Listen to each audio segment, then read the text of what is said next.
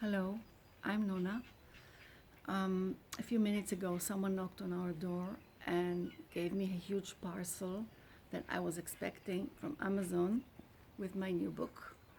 At last, it's in the world in English. It was published a year ago in Hebrew, but now it's in English. It's available.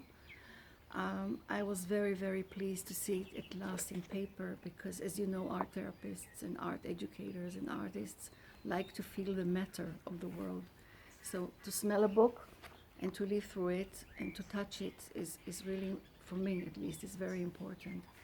I was very pleased to see that the images are very clear and crisp, that the pages are thick enough, and it's really nice to live through it. So now you can have your own copy. I hope you enjoy it, and if you have any comments, I would love to hear about it because I'm continuing to write, so it might affect my next book. Thank you. It's a happy day for me.